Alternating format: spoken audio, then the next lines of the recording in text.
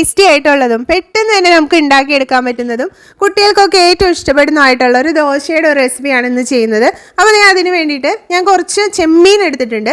ചെമ്മീനിലേക്ക് നല്ല മസാലകളൊക്കെ തേച്ച് വെച്ചിട്ടുണ്ട്. പിന്നെ വേണ്ടത് വെളിയുള്ളി ചെറിയ കഷ്ണങ്ങളാക്കി അരിഞ്ഞതും തക്കാളിയാണ് കേട്ടോ. അപ്പോൾ ഇത് പുളിച്ച് പൊന്തിയ ദോശമാവിലേക്ക് കുറച്ച് ഉപ്പ് ചേർത്ത് നന്നായിട്ടൊന്ന് ഇളക്കി കൊടുക്കുന്നുണ്ട് കേട്ടോ. പിന്നെ നമ്മുടെ ഈ ചെമ്മീനിൽ ചേർത്തേക്കുന്ന മസാല എന്ന് പറഞ്ഞാൽ ഗരം മസാല, മഞ്ഞൾപ്പൊടി, മുളക് പൊടി, ഉപ്പ്, കുരുമുളക് ഇത്രയും മാത്രം ചേർത്തിട്ടുള്ളൂ. പിന്നെ നമ്മൾ വെളിയുള്ളി ചെറിയ കഷ്ണങ്ങളാക്കി അരിഞ്ഞെടുത്തതും തക്കാളിയും കൂടി ഇതിലേക്കൊന്ന് മിക്സ് ചെയ്ത് കൊടുക്കുന്നുണ്ട്. ഈ സമയത്ത് നമുക്ക് ഇതിൽ ഉപ്പോ മസാലയോ എന്തെങ്കിലുമൊക്കെ വേണമെന്നുണ്ടെങ്കിൽ കുറവ് തോന്നുന്നുണ്ടെങ്കിൽ നമുക്ക് ഇട്ട് കൊടുക്കാം കേട്ടോ. അതിനുശേഷം നമുക്ക് ഇത് നന്നായിട്ടൊന്ന് മിക്സ് ചെയ്ത് കൊടുത്തിട്ട് നമുക്ക് ഇത് ദോശയിൽ ചേർത്ത് കൊടുക്കാം. ഇത് ചേർത്ത് കൊടുത്തതിന് ശേഷം ഒരു 2 മിനിറ്റ് കഴിയുമ്പോൾ ഒന്ന് മറിച്ചിടാം കേട്ടോ. ദോശ ഒന്ന് മുകളിൽ വെന്തതിന് ശേഷം ഒന്ന് മറിച്ചിടാം.